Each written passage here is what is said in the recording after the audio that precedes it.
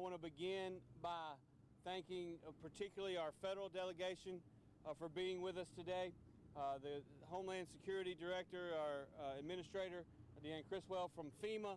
I want to personally thank President Biden and his team for very quickly signing the emergency declaration that we sent up on yesterday.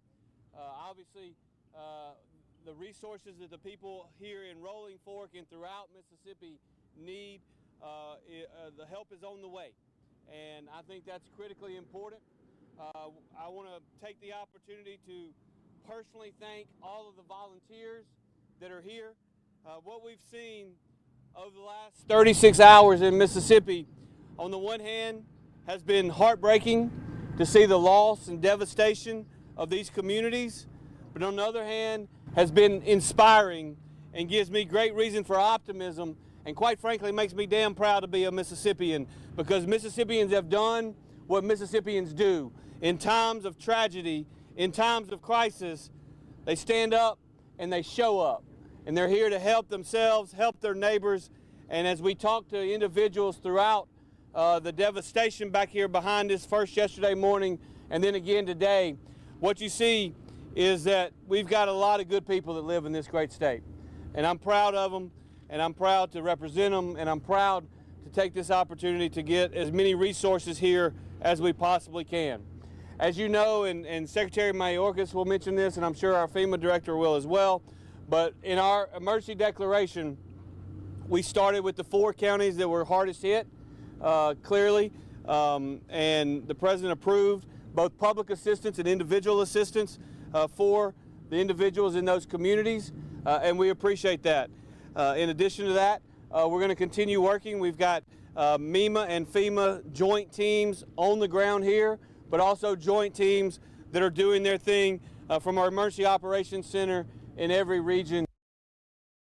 And we appreciate them. When we have these natural disasters, and unfortunately we have more than we care to think about, we appreciate our federal partners and them showing up. Finally, before I turn it over to the Secretary, I just want to personally thank Mayor Walker here of the town of Rolling Fork, who just walked us through and led the delegation through and have the opportunity to see an awful large number of individuals that are hurting right now, hear the stories about where people are, where they're staying, who they're staying with. But more than anything, what I heard, and I hope everyone else behind me heard, is the people who have been displaced, whether they're staying with their son in Greenville or with someone in Clinton.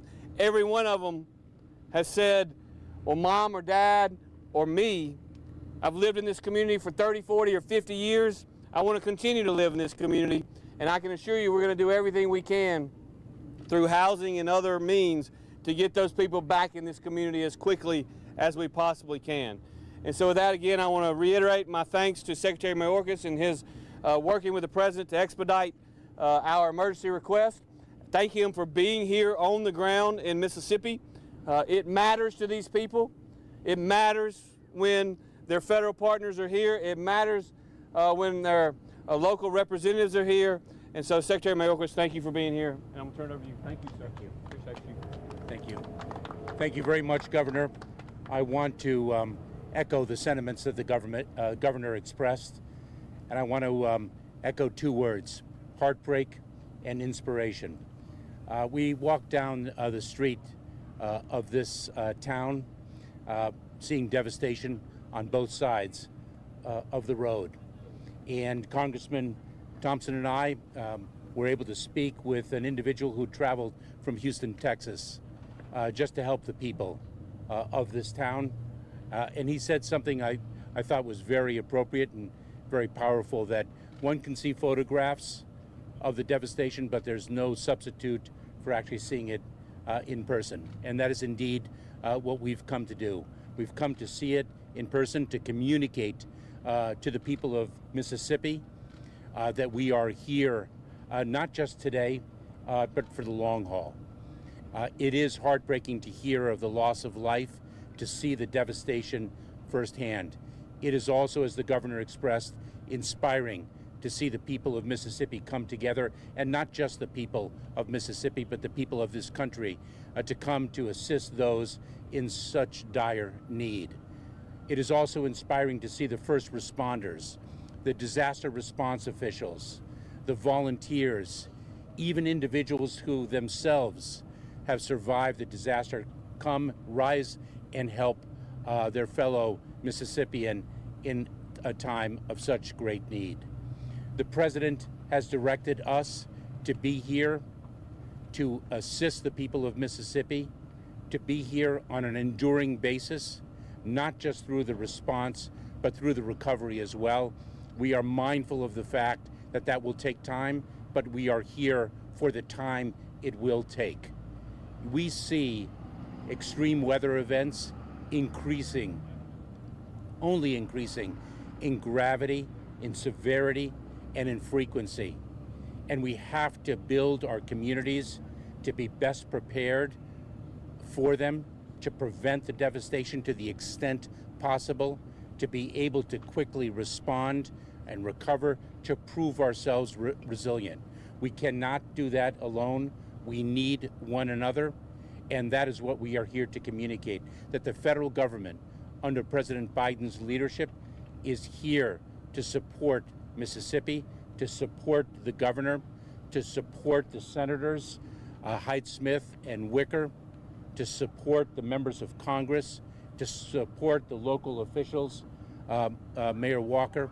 We are here for the people, and it's my honor to introduce the great administrator of the Federal Emergency Management Administration, Deanne Criswell. Thank you, Secretary, and I am so appreciative of you joining us here today on the ground because, as he said, it just makes such a difference to be able to see firsthand the impacts that these communities have faced. Governor Reeves, thank you for your partnership. We are going to be here with you throughout the duration of this. And Mayor Walker, so inspired by how you have led your community, how your community continues to come to you, true leadership in action. And it's going to be really important in the days and the weeks ahead. And also just want to thank the entire Congressional delegation, right? They are here to make sure that we are bringing everything we can to support this community. I think as you've heard, President Biden did declare and approve the governor's request for a major disaster declaration. He did that yesterday. And what that means is that includes public assistance, which means to help with the debris removal from communities like this, to help pay some of the overtime costs for Carroll, Humphreys, Monroe, and Sharkey's County. It also means that individual assistance is approved, as the governor mentioned, for these same counties, for Carroll, Humphreys, Monroe, and Sharkey counties. What this major disaster declaration does is it ensures that we can bring in the right resources now to help start the recovery process and support any of the ongoing response actions that may be needed in these communities. When I spoke to the president and gave him an update yesterday on what I was hearing on the ground, he's very clear to me all the time. Make sure that the entire federal family does whatever they can to support these communities, and that's what we're here to do. So I want to tell the individuals to start. If you are in one of those 4 counties, if you are in Carroll, Humphreys, Monroe, or Sharkey, you can contact your insurance company, first line of defense, but also begin the process with FEMA, and you can do that by going to disasterassistance.gov, or you can call 1-800-621-3362 to apply for assistance. You can also use the FEMA app. We also have people on the ground that will be in FEMA shirts. They're called Disaster Survivor Assistance Teams. They'll have iPads with them. They can also assist in registering you for assistance. These are just the first counties. As the governor said, we are going to work with the team, with the state team here, to assess additional counties to see if any more need to be added to this declaration. We know that this is going to be a long-term recovery event. And we can see just where we're standing here that one of the major issues that we're going to face is housing, and how do we help the individuals that have been impacted by this horrific event. I know that our partners from the American Red Cross are already on the ground and providing shelter that those that need it. And I think, as you heard the governor say, So many family members, extended family members, neighbors, helping neighbors are already supporting some of that initial temporary sheltering solutions to help people stay safe right now. But we are going to continue to work with our state partners to find the right solution for individuals in this community, because we know that every individual has a unique need. Every family has a different situation. And so we want to make sure that we understand what the needs are and what the best tools are going to be to come in and support this community as quickly as possible. I'll give a little bit of an update on some of the things that we are doing on the ground right now. Our Region 4 Administrator, Gracia Check, she's here with me today. She has been in constant communication with the state director as well as the governor since before the incident happened, when we were monitoring the threats of what was going to happen. And our Regional Response Coordination Center has been activated, being able to support and send in resources at the state's request. If there were any additional needs or gaps identified, we would have been able to bring those in and support as needed. We've sent an incident management assistance team. They are right now at the State Emergency Operations Center. They are embedded there, and they will work side by side with our state partners to support them in helping to make sure that the right federal resources that are available are here and supporting these communities. And then yesterday, as I mentioned already, I directed our disaster survivor assistance teams to come in and start going door to door into these communities, helping people register for assistance. What I would say right now is our number one concern is still life safety. I think as you look around here and you look at the debris, I just really encourage everybody to remain vigilant, stay cautious. There is a lot of hazards within this debris. And unfortunately, there's been so much loss of life, which is just heartbreaking. But we often see additional injuries and additional loss of life after a disaster because of the type of hazards that are in this debris. So please listen to your local officials. If there's roads that are closed and barricades, please don't go around them. That means that there's a hazard over there. And as you are going through your homes and you are looking for your belongings, please take the extra care to make sure that you're keeping yourself and your family safe. With that, I would just say that FEMA is here. We remain committed to the people of Mississippi. We will be here for you now. We will be here for you next week. We will be here long after these cameras are gone to make sure that we are assisting you with all of your recovery needs. Governor, you have my commitment that we will be here throughout the duration of this recovery effort. And so with that, I would now like to turn it over to Senator Wicker for his comments. Thank you, Madam Administrator. And I'm joined with Congressman Thompson. Congressman, come on up here, and Senator, come on up here. I want us to stand together because I want you to know that this delegation is shoulder to shoulder for Mississippi in this regard. We got a letter together of both of our senators, all 4 members of the House of Representatives yesterday afternoon, got it up to the President of the United States. I want to thank the President for calling each of us individually. I want to thank him for sending a member of his cabinet here. We don't always get cabinet members, but we thank you, Mr. Secretary and Madam Administrator. And we are also in it with you for the long haul. We appreciate Mayor Walker and the state officials that are here, the law enforcement that have come in, and we realize this is going to be a long process. Let me say this before I turn it over to Senator Hyde-Smith and Mr. Representative Thompson. We're about to spend some local and state money on this. We're going to do it in coordination with one of the best state emergency management teams in the country. We're good because we have experience. We really would prefer if we didn't quite have as much opportunity to show how good we are. But the governor has put a good team together, and we've been visiting with them yesterday and today. Madam Administrator and Mr. Secretary, we're going to spend some money. We're going to get the best guidance we can from Jackson and Washington, D.C. We want cooperation when we ask for reimbursement. We've had problems in the past. I don't anticipate any problems in the future because we're going to work with you. We're going to spend the money the right way according to the statute. And and we want a smooth transition of those funds. I too am impressed with the spirit of can-do. There's no victimhood in this community today, and we're there with you. We'll be back again, and we're with you for the long haul. Senator Hyde-Smith.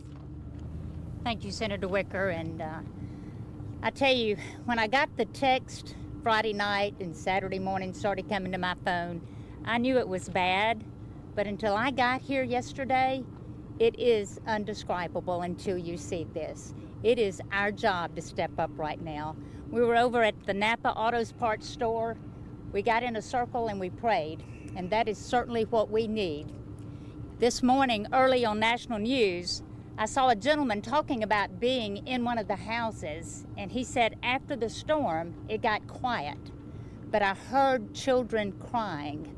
I'm so concerned about the mental welfare of these children, of these adults, way beyond this storm. You know, I have a staffer, previous staffer, his name's Gibson Clark, and when anybody in Washington, D.C. said, "Where are you from?" he said, "Rolling Fork, Mississippi." And they would look at him so strange, like, Rolling Fork. This storm has put Rolling Fork on the map. We have other areas. We have 4 counties that have damage. But this has truly highlighted this community. But I've got news for you. This community is going to come back. This community is going to come back strong. We are here to help you. We are here to provide the services. We want you to have the debris removal, to be able to relocate, to be able to restructure your lives. But you're going to come back, and I don't want anyone to give up on that hope, because the folks behind me, this administration, this secretary, this director of FEMA, we are going to be here for you. We're going to do it every day till we get people in a position that's livable again. Thank you for being here. Thank you for putting this word out. I do ask for your prayers, and I want you to be conscious of the mental effect that this is going to have on these residents, and any help we can reach out with any of that, please let us know what that is. Thank you. Congressman Thompson. Thank you very much. Let me first thank the Biden administration for a record approval of a disaster declaration. I've represented this area for quite a while, and I've never seen a disaster declaration turn around in this kind of time. So I'm excited. I thank the governor for making the request in a timely manner. I thank all of the state and local partners who got us to this point. I want to thank Supervisor Smith and Supervisor Smith from Sharkey County. I want to thank Mayor Walker for always being there in this time of need. I want to thank Secretary Mayorkas, Administrator Cresswell, and their teams for demonstrating that this administration cares, because they're here today. As the senator said, most of the time they'll send somebody not so high up, but I think this demonstrates the seriousness about the effort, and we appreciate it. The other notion behind this declaration is they are approved normally when state and local resources have been overrun. And so now that those resources have been documented not to be here at the state or local level, it's your federal government that will backfill the need in this community. We don't want anyone who's impacted to make a decision to leave because they didn't get made whole again. We have that process. We have to document it over time, but our goal is to have this community as close to what it was before Friday night occurred. But it will require cooperation on the part of everyone. And again, let me thank all of the partners who've been here from day one. And everyone has a story, but all the stories so far are positive, because everyone who's shown up so far is here to help. Apart from that, let me turn the mic over to Mayor Eldridge Walker, the mayor of Rolling Fork, Mississippi. Thank you, Congressman. First of all, to Mr. Secretary, Mr. Director, the governor of the great state of Mississippi, and all the representatives who are here from this great state, Mayor Flaggs from Vicksburg, Mississippi. On behalf of this entire community, first we want to say thank you. We want to thank you for all that you're doing for our families here and making sure that the city of Rolling Fork will come back bigger and better than ever before. We want to make sure that our displaced families are taken care of. That's being done. We want to make sure that there are priorities for their personal hygienes and everything that's needed is in place. This is being taken care of. We're well on our way to bringing Rolling Fork back to where it once was and to make it even better. On behalf of the entire Board of Aldermen of this city, again, we want to thank you. And we want to let you know that without your help, the volunteers, we have volunteers here from as far away as Arkansas, Tennessee, Louisiana. They're right here in the city of Rolling Fork helping us out. And we're thankful for what everybody is doing to help us in this devastating time. You know, we kind of remember those of us who have, this is a Bible Belt, and we were all taught that a family that prays together stays together. This is a family of unity, a family of strength. And this is what we need to make this community come back once again.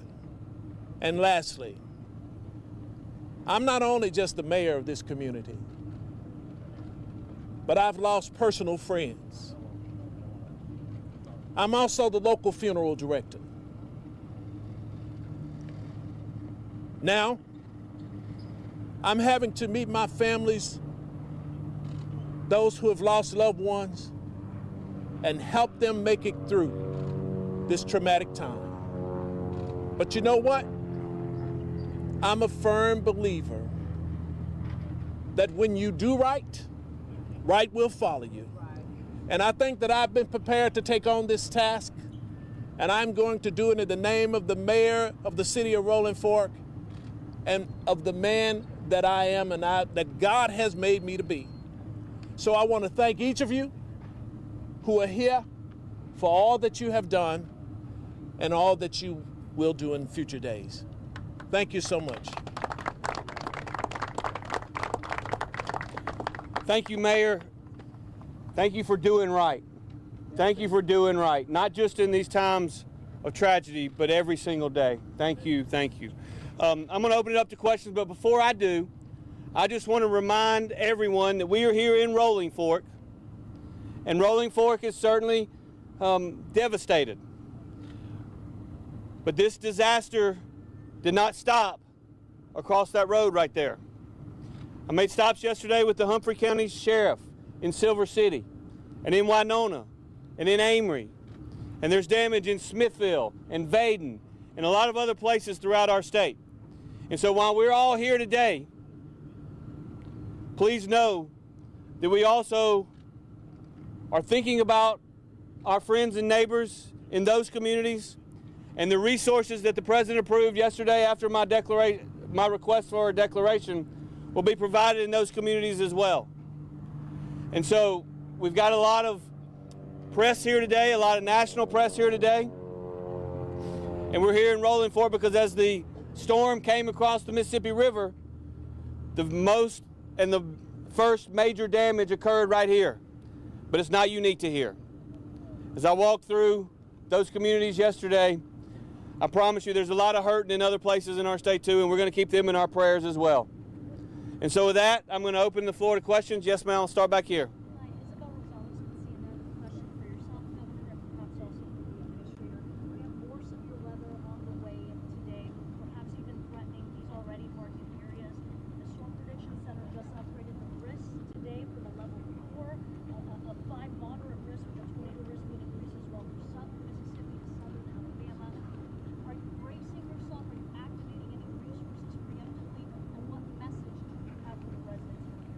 Well, thank you for the question. And for those of you who did not hear it, it was a question regarding the potential for severe weather that we have in the state of Mississippi this afternoon.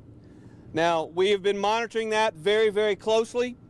Obviously, with the visits from our friends from Washington, what we have found is that the vast majority of the most severe weather is expected south of Interstate 55. We are monitoring it very closely. We have our State Emergency Operations Center. We were there earlier today. We do have MEMA personnel there watching and prepared to dispatch whomever needs to be dispatched. In the height of the storm on Friday evening, we had over 300 search and rescue personnel situated throughout the state. A lot of state assets, a lot of local assets, and we are prepared that in the event that occurs this afternoon, we will be there. We will be there.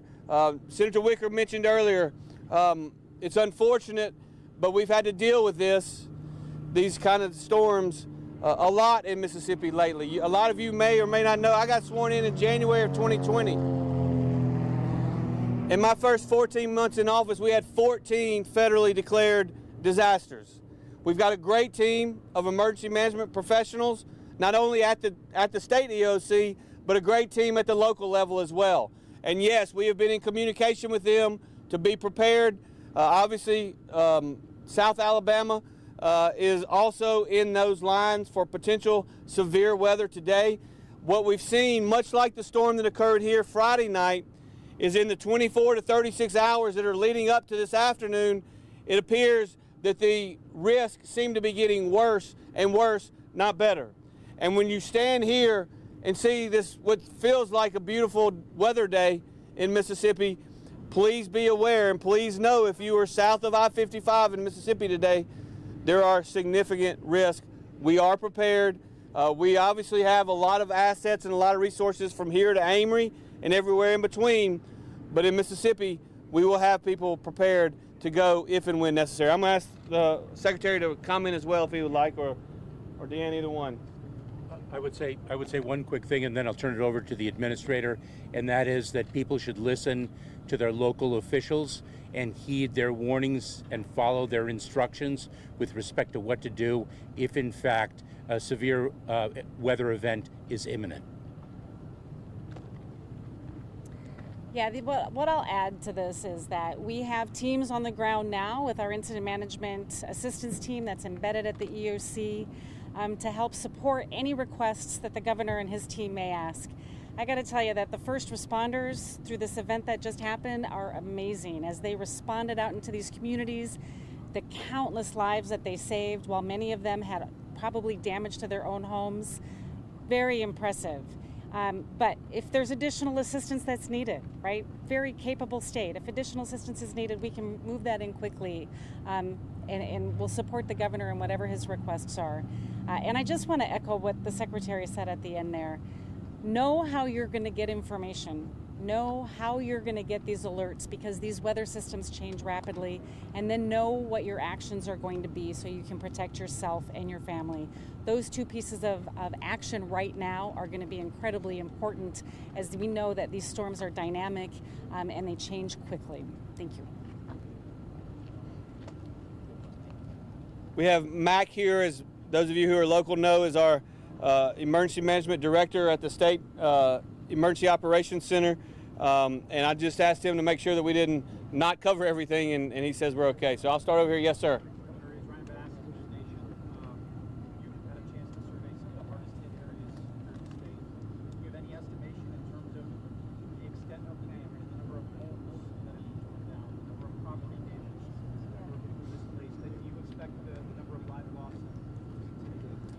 Well, I will tell you that when we woke up yesterday morning, we immediately started doing damage assessments. When we woke up yesterday morning, or when many people woke up, a lot of people around here didn't go to bed, and a lot of people around the state didn't go to bed. But for those who did wake up at daybreak yesterday, we had 23 confirmed fatalities, and we had 4 individuals that we knew that were missing. And we had not seen significant analysis of the Monroe County area yet because of course, this storm, and what's made it so very dangerous is it came in the middle of the night. These things are very hard to see when they come in the middle of the night, and you tend to see more fatalities. Well, yesterday we increased the number of fatalities throughout the day from 23 to 25.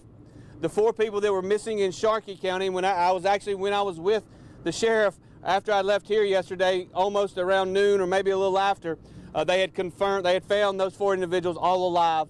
Praise Jesus. And so there are still some possibilities that the numbers could go up. I'll also tell you, we had a conversation this morning. The initial 25 confirmed fatalities, the number may come down 1 or 2 or 3, maybe 4. And the reason for that is not that the fatalities didn't occur, it's just there's some possibilities that they didn't occur because of the storm. They were for other more natural causes. And so we're monitoring that. It is certainly possible that the number of fatalities can still go up, but those search and rescue assets, when you have 300 of them, as we had throughout the state yesterday, we do believe that we have searched in most of the rubble. There's still a lot of damage out there. There's a lot of work to be done. At this point, it's really difficult to rebuild communities if you don't have power, if you don't have water.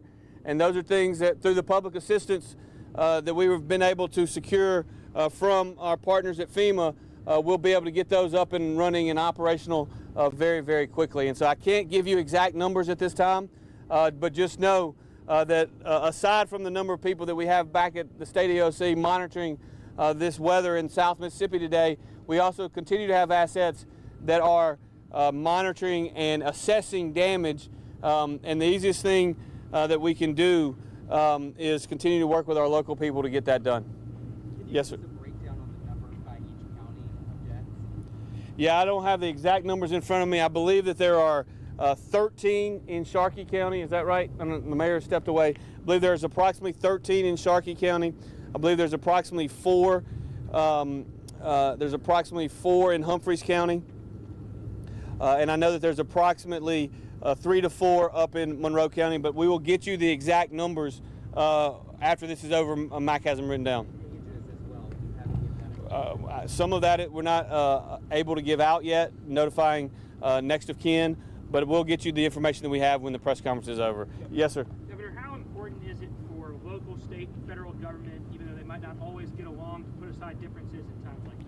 Well, I'll just tell you, it's been my experience in times like this that there is no such thing as politics. This doesn't have anything to do with politics. All this has to do with is helping our friends and our neighbors. And what you see behind me and what you've seen over the last 36 hours is a united front in working with the administration, working with the state officials, working with the local officials. You know, I was talking to Administrator Criswell on the way up here, and the way the Stafford Act, which is the federal act that governs these, works and has forever and ever, and it's the way it ought to work, which is local, national, and natural disasters are state managed, locally executed, and federally supported. And that's the reason that the declaration was so very important that we got done yesterday, because the federal support is there, and we are executing at the local level now, and we will continue to do so. Yes. The legislative session in the state is almost coming to a close. Can you speak to the importance of state lawmakers getting some stuff out before sign die? Yeah, well, look, we have a disaster trust fund in Mississippi. As I mentioned earlier, I'm not proud of this fact, but we do deal with natural disasters regularly. We made a request sometime yesterday of the Senator Hobson, who is the chairman of appropriations that represents part of this county, maybe all of this county. We made a request to Speaker Gunn, who was up here with Senator Hobson yesterday, to give us approximately $5 million to get started. We will have the resources, though. We are going to have the resources to do whatever is necessary to work with our federal partners. Yes, sir. Governor, in Kentucky and Mayfield, when this happened about a year and a half ago, one of the long-term issues they've dealt with was small businesses and businesses coming back. People didn't want to move back or rebuild because they didn't have jobs. What is the state and the federal government going to do to ensure that businesses also get to rebuild?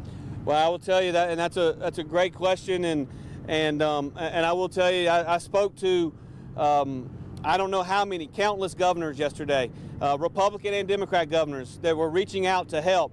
And I had a great conversation with Governor Beshear yesterday, and the lessons learned from that storm, because that one, similar to this, you know, we've had a lot of tornadoes in Mississippi, but storms that had such significant damage from one side of the state all the way to the other, obviously we don't see every single day. And so two issues, one that you mentioned and one that's equally as important. Number one, you can't rebuild a community if nobody can move back. And in some communities that have been damaged, what we've seen is that there are a lot of residences that have gotten significant damage, but you can probably live in them. Any of you that have toured back here behind me know there aren't very many residences back here that can be lived in. And so I talked to the secretary and the administrator this morning. The two primary objectives that we have before us is, number one is potential housing, both short-term, intermediate term, and long-term. Potential housing for those residents, because as I mentioned earlier, the guy that I was talking to said his mom and daddy are living with him in Greenville, but they don't want to live with him in Greenville. They want to live right here, and I get it. And so we've got to work hard to make sure that once we can get the debris cleaned up, that we have opportunities for residents to come back and live here, because if this community is going to be rebuilt, people got to have a place to live. And the second thing, which is critically important, is small business assistance. We always work with the Small Business Administration on every single one of these disasters with MEMA, and we are committed to doing it here to make sure that every federal asset and every federal resource is available for our small businesses here in this area, but really throughout the state, because there's a lot of damage. Hey, seeing no other questions, I just want to again thank every single one of you for being here. Thank all of our partners from the state and federal government. Thank you for being here, and God bless, okay? Thank y'all. Thank you. Thank you.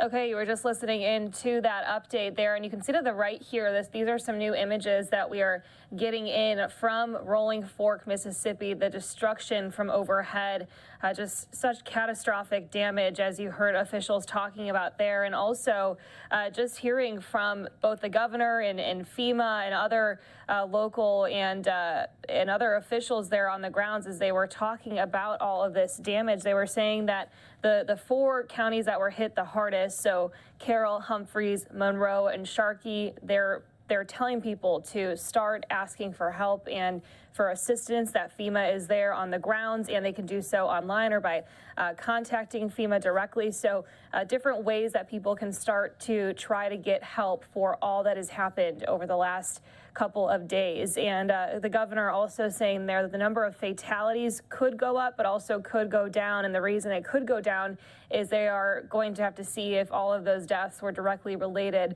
to the impacts of the tornado.